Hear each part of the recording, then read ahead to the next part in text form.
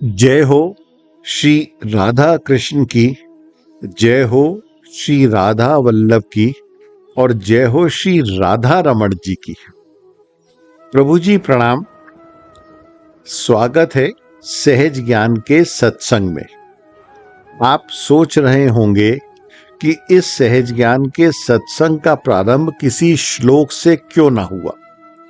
तो कारण ये है कि जन्माष्टमी से 1 या 2 दिन पूर्व अपनी धर्मपत्नी के साथ मुझे कुछ अति विदुषी देवियों के अकस्मात दर्शनों का सौभाग्य प्राप्त हुआ और उनसे वार्तालाप करते हुए उन्होंने एक जिज्ञासा व्यक्त करी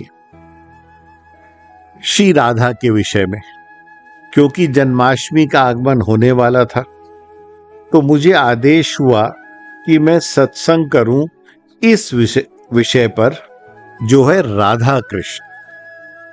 तो सर्वप्रथम तो प्रभु जी बोलना ही ना चाहिए मुझे, क्योंकि श्री राधा कृष्ण जो शब्दातीत हैं, भावनातीत हैं, तो उनको शब्दों में उतारना वैसा ही है जैसे कितने परमाणु कण हैं उनको गिनना, या आकाश में कितने नक्षत्र हैं उनकी गिनती करना, या असीम ब्रह्मांड की सीमा क्या है उस पर लिखना, जो असंख्य जन्मों तक भी असंभव है मेरे लिए, विशेषकर मेरी अल्प बुद्धि को देखते हुए।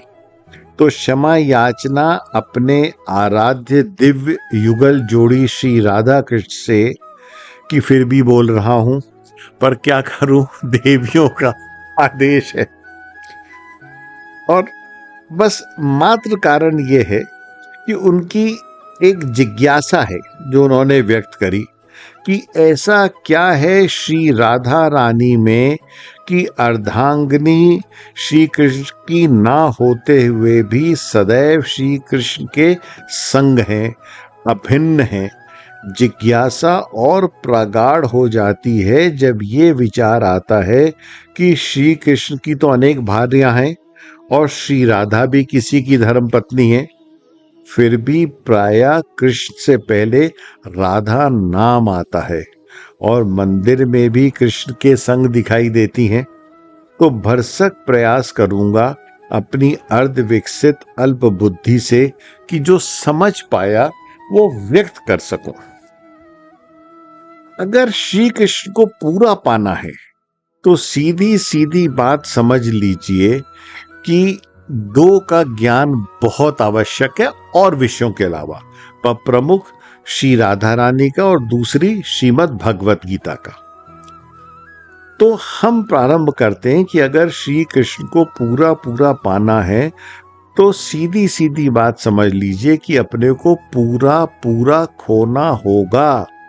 क्या खोना होगा? अपनी मान्यताओं को, अपने ज्ञान को, अपने अज्ञान को, अपनी बुद्धि को, अपनी दुर्बुद्धि को, अपने विश्वास को और अपने अविश्वास को भी। दूसरे शब्दों में कहा जाए कि पूरी तरह से अपने को शून्य करना होगा, अपने को भीतर से। वो बहुत और है कि अगर आधा अधूरा पाना है तो कोई भी मार्ग ले लीजिए, तो कृष्ण आधे अधूरे ही मिलेंगे आपको, पर वो आधे अधूरे कृष्ण जो आप समझते हैं मिले, वो मिथ्या होगी, भ्रांति होगी, मृग तृष्णा होगी। If you really want to absorb, get Krishna fully, then you must empty yourself fully. See, to absorb Krishna completely, you will have to give him complete space within you. Otherwise, without emptying yourself fully, what you will have will be a myth of Krishna, a mirage of Krishna, or a deception of Krishna. And that for sure shall be nothing but a Maya Jal. उदाहरण के तौर पर अगर घर के मंदिर में कोई मूर्ति पहले से ही स्थापित है और मंदिर का हर स्थान बना हुआ है और आप दूसरी मूर्ति लाना चाहते हैं तो क्या मंदिर में स्थापित कर पाएंगे? असंभव, जब तक पहली मूर्ति ना हटा दें। या अपने बेडरूम में दूसरा बेड लाना चाहते हैं तो क्या पहले वाले बेड के ऊपर रखेंगे नए वाले को? नहीं ना, आपको पहले वाले को हटाना ही होगा। ठीक उसी प्रकार ये छोटी सी बात बता रहा हूं, पर इसका अति दिव्य वृहत रूप समझ लीजिए कि कृष्ण को अपने में पूरा समाने के लिए अपने को पूरा खाली करना ही होगा। और पूरा खाली वो ही कर सकता है जो पूर्ण समर्पण कर सकता है। जब तक जीव को ये बोध है कि मैं हूं और ईश्वर भी हैं, पुनः कहना चाहूंगा, जब तक ईश्वर हैं और मैं भी हूं ये बोध है, तब तक वह जीव अपने को पूरी तरह से खाली ना कर सकेगा, क्योंकि मूर्ख जीव अपने अस्तित्व को पृथक करता है उन कृष्ण से। अब इससे पहले इस महान तथ्य पर आए कि राधा रानी विशेष क्यों हैं श्री कृष्ण के लिए, जो कुछ हजार साल पहले की वास्तविकता है, तो उसको समझने के लिए पिछले कुछ 400-500 साल की वास्तविकता से अगर हम परिचित हो जाएंगे तो सुविधा हो जाएगी, आसानी हो जाएगी इस जिज्ञासा के समाधान के लिए। You see, we are trying to get something which was about 5,000 years ago. So it is much better that we get the feel of something what happened around 400 to 500 years ago, है ना? तो इन कुछ 100 वर्षों में 3 सजीव उदाहरण मेरी स्मृति में हैं जिन्होंने कृष्ण को पूरा पूरा पाया है। या ये कहना अधिक मीठा होगा कि उन छलिए को अपने जाल में पूरा फांस लिया, क्योंकि फंसाते तो वो हैं। जो कृष्ण सबको छोड़ के भाग जाते थे वे भाग भाग कर आकर फंस जाते हैं इन तीनों के भक्ति जाल में, जो 3 सजीव उदाहरण मेरी स्मृति में है। ये भक्ति जाल है संपूर्ण रूपेण शुद्धता का, भक्ति का। और ये 3 भक्त हैं, सूरदास, मीराबाई और चैतन्य महाप्रभु। बहुत हैं, बहुत से हैं, पर 3 प्रमुख क्योंकि थोड़ा सा जान पाया। इन तीनों के बारे में आपने सुना ही होगा। सूरदास जी जन्मांध थे, यानी जन्म से नेत्रहीन, जन्मांध कहते हैं। पर महान कृष्ण भक्त, उनके रचित पद अद्वितीय हैं, पर एक अमर पद है, मैया मोरी मैं नहीं माखन खायो। ये मेरा मत है कि असंभव है कि कोई व्यक्ति इतना मीठा, इतना सुंदर, जीवंत बाल पद का वर्णन कैसे कर सकता है बिना देवी कृपा के, जब तक कि वह स्वयं ही साक्षी ना हो जाए उस दिव्य दृश्य का। जिसने मैया मोरी मैं नहीं माखन खायो लिखा है, तो मजबूर हो गए होंगे, बाध्य हो गए होंगे भक्ति के वश वो श्री कृष्ण और सूरदास जी को दिव्य दृष्टि देकर उन्होंने माखन चोरी की लीला करी होगी, तभी इस प्रकार इस अमर पद की रचना हुई होगी। सूरदास जी नेत्रहीन होते हुए भी जब वृंदावन के मंदिरों में जाते थे तो अपने आराध्य के दर्शन हेतु तो कैसा श्रृंगार किया है, किस रंग की पोशाक धारण करी है ठाकुर श्री बांके बिहारी ने, इसका वर्णन कर दिया करते थे। तो बहुत से पंडित वहां के लोग परेशान होते थे, सोचते थे कि सूरदास जी तो नाटक करते हैं, उनको किसी ने बता दिया होगा। तो ये थी भक्ति की पराकाष्ठा। एक दिन एक विशेष मंदिर में उन्होंने जानबूझ के सूरदास जी को ये दिखाने के लिए, नीचा दिखाने के लिए भगवान कृष्ण को वस्त्र ही ना धारण कराए। तो जब सूरदास जी आए और बैठे तो हंसते हुए उन्होंने कहा, देखा कन्हैया आज नंगा मनंगा।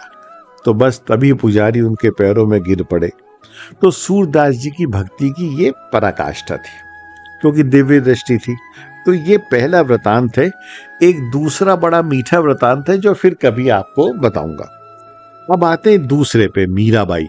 8 वर्ष की आयु में अपनी मां के कहने पर मान लिया, अपने गिरधर गोपाल को अपना पति कर दिया पूर्ण समर्पण।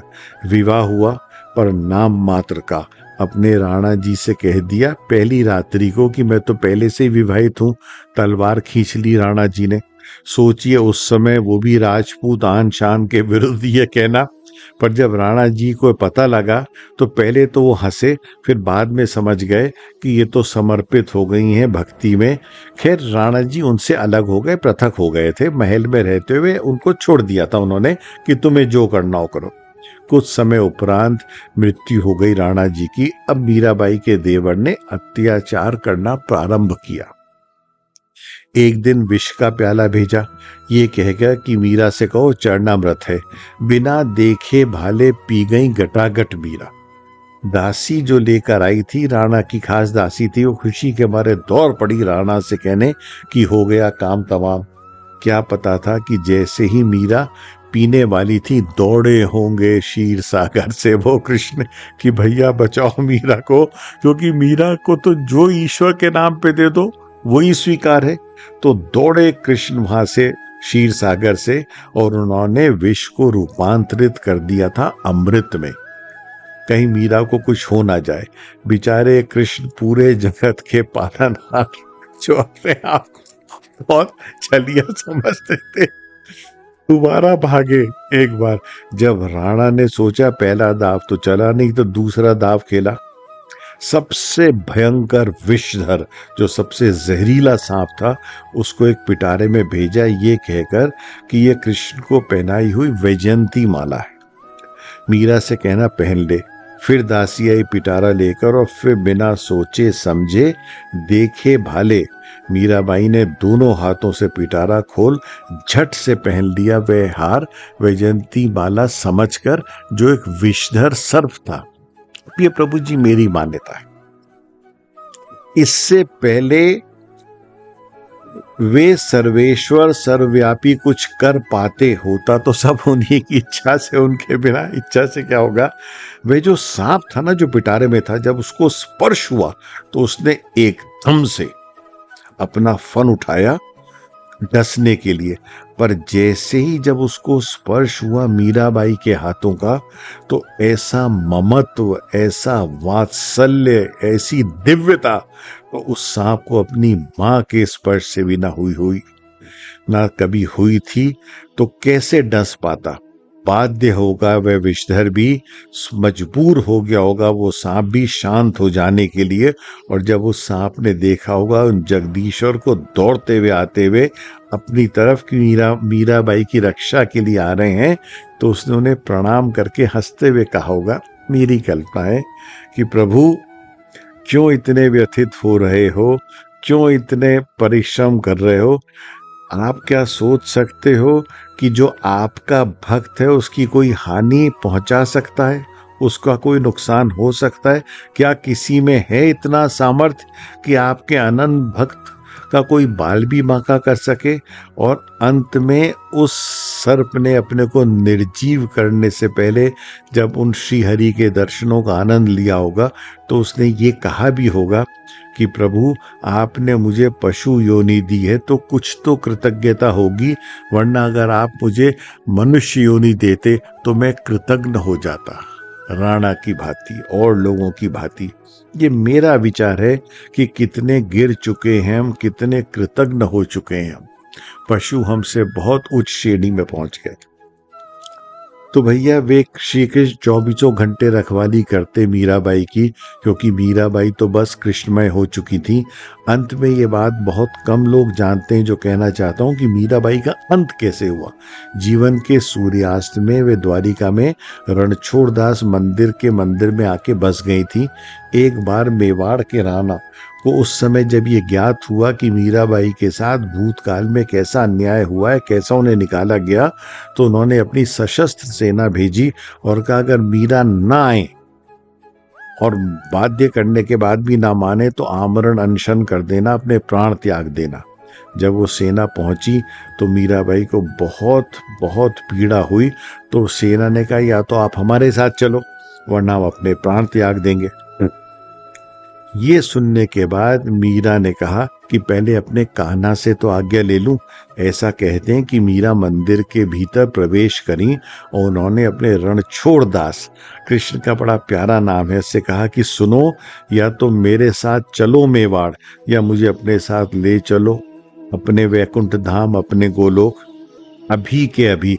अब तुम्हें और समय न दे सकूंगी, बहुत हुआ मेरे कृष्ण। बस ऐसा कहते हैं कि कृष्ण पुनः फंस गए, क्योंकि आज तक किसी ने उनके साथ ना तो ऐसा दाव खेला था, ना इतना दाव पर लगाया था कि संपूर्ण निस्वार्थ समर्पण कर दिया हो। बस मंदिर के द्वार अकस्मात बंद हुए, बड़ी तीव्र प्रचंड ध्वनि हुई। जब नहीं खुले तो कुछ समय बाद वो जो सेना था, उसका सेनापति धीरे से द्वार खोल के अंदर गया तो हतप्रभ हो गया, आश्चर्यचकित हो गया कि मीराबाई थी ही नहीं वहां, समा चुकी थी मीरा मूर्ति में। क्या आप जानते हैं प्रभु जी, मीराबाई सह शरीर विलीन हो गई थी, सह शरीर लुप्त हो गई थी। ले गए कृष्ण उन्हें अपने साथ सह शरीर। क्या करते श्री कृष्ण, ऐसा दाव नहीं खेल पाए जो मीराबाई ने लगाया था संपूर्ण समर्पण का। अब आते हैं तीसरे और अंतिम पर, जो है चैतन्य महाप्रभु। बचपन का नाम है निमाई, जन्म हुआ नवदीप। जैसे जैसे बड़े होते गए, डूबते गए कृष्ण भक्ति के महासागर में, ढूंढते हर जगह अपने कृष्ण को। श्रीधाम वृंदावन में बहुत समय बिताया, फिर चले गए जगन्नाथपुरी, अपने जगन्नाथ के मंदिर के समीप रहने लगे। ऐसा कहते हैं कि एक समय ऐसा आया कि दिनों दिन बिल्कुल अपना संतुलन खो बैठते, घंटों घंटों अपने कृष्ण से बात करते, कभी मीलों चलकर भजन गाते, दोनों हाथ उठा के नृत्य करते। धीरे धीरे कृष्ण को पाने की इच्छा इतनी तीव्र हो गई कि अकस्मात उठकर दौड़ते कि कृष्ण आए, गिर जाते, चोट लगती, खून बहता, पर कहाँ होश था चैतन्य को। फिर आया एक दिन, बस अकस्मात उठे और दौड़े जगन्नाथ मंदिर की ओर, अपने स्वाभाविक मुद्रा में दोनों हाथ उठाए। हे मेरे जगन्नाथ, हे मेरे जगन्नाथ। आंखों से अश्रुधारा बह रही थी, नंगे पैर दौड़ रहे थे। मंदिर आया, भूगर्भ तक पहुंचे। इससे पहले वहां के पुजारी रोक पाते, पकड़ पाते, चैतन्य देव ने जगन्नाथ के चरणों को अपने दोनों हाथों से पकड़ लिया।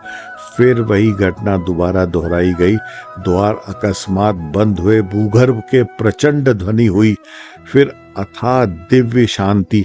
जब बहुत समय तक द्वार ना खुले तो वहां के पुजारी घबराए, धीरे धीरे द्वार ढकेला, स्तब्ध रह गए, अनोनी देख कि चैतन्य देव थे ही नहीं वहां, अंतर ध्यान हो चुके थे, समा गए शरीर समेत उन जगन्नाथ के श्री चरणों में। भारत के धार्मिक इतिहास में दूसरी घटना घटित हुई, सह शरीर विलीन हो जाने की। भगवान जगन्नाथ के श्री चरणों में चैतन्य देव अब चैतन्य देव न होकर हो चुके थे श्री चैतन्य महाप्रभु। अब तक आप प्रभु जी शुद्ध भक्ति भाव को भली भांति समझ गए होंगे, और अब आते हैं श्री राधा रानी के चरणों की शरण में। खैर पहले ये जान लें कि राधा रानी में ऐसा क्या विशेष था कि कृष्ण की पत्नी ना होते हुए भी सदैव श्री कृष्ण के साथ हैं। ये इसलिए नहीं कि उन योगेश्वर श्री कृष्ण के बहुत से मीठे चर्चित नामों में पहला नाम राधा जी का आता है, राधे कृष्ण, राधे श्याम, राधे गोविंद, राधा वल्लभ, राधा रमण। यहाँ विशेष सोचने की बात है, क्या राधा रानी पूरी तरह रम गई हैं कृष्ण में राधा रमण, या कृष्ण रम गए पूरी तरह से राधा रानी में? तो आप कहेंगे तो मर्यादा पुरुषोत्तम प्रभु श्री राम के साथ भी है, सीताराम, सीतारमन, सियापति रामचंद्र इत्यादि इत्यादि। बस यही अंतर है कि जानकी राम की अर्धांगिनी हैं, पत्नी हैं, भार्या हैं, तो उनका नाम पहले आना ठीक है। आप दूसरा उदाहरण भी दे सकते हैं, गौरी शंकर, यहाँ भी पार्वती जी शिव शंभू की अर्धांगिनी है, तो उनका नाम पहले आया। पर राधा रानी अर्धांगिनी ना होते हुए भी सदैव साथ खड़ी दिखाई देती हैं हर मंदिर में, हर मूर्ति में। जैसे कृष्ण अधूरे हैं इनके बिन, और सत्य तो ये है कि अधूरे हैं ही। क्यों? क्योंकि वे कहना जो बचपन में मैया जसोदा को अपने मुंह में ब्रह्मांड दिखा सकते हैं, पूतना बाणासुर धेनुकासुर का वध कर सकते हैं, कालिया दमन कर सकते हैं, कंस का वध भी कर सकते हैं, तो क्या वृषभानु नंदिनी वृषभानु जी की पुत्री राधा से विवाह नहीं कर सकते थे? वैसा कहते हैं कि इतने विवाह रचाए तो महाराज एक और कर लेते, क्या समस्या थी?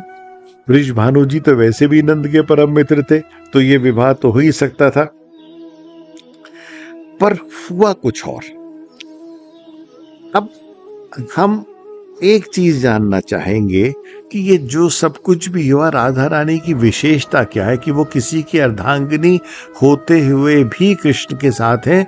क्योंकि प्रभु जी अर्धांगिनी उसको कहते हैं जो आधांग होता है, पर राधा रानी थी पूर्णांगिनी। राधा रानी अगर श्वास भी लेती थी तो कृष्ण के नाम का सांस लेती थी। जिस श्वास के अंदर कृष्ण की अनुभूति ना हो वो श्वास त्याग देती थी। वो पूर्ण रूपेण समा चुकी थी, क्योंकि राधा रानी के लिए एक ही पुरुष था, सिर्फ एक ही पुरुष था, वो थे श्री कृष्ण। तो ना उनको पति दिखते थे ना कोई दिखता था। तो जो स्त्री अपने को पूर्णता निस्वार्थ समर्पित कर दे, उसको विवाह करने की आवश्यकता ही ना रह जाती है। राधा रानी ने तो सर्वस्व अपना सौंप दिया था उन सर्वेश्वर श्री कृष्ण को, और इसी महान त्याग के कारण वो पूर्णांगिनी में परिवर्तित हो चुकी थी। अर्धांगिनी तो ऐसा है ना कि आधांग है, इसीलिए आप त्याग सकते हो। इसलिए मर्यादा पुरुषोत्तम प्रभु श्री राम ने मां जानकी को त्याग दिया था।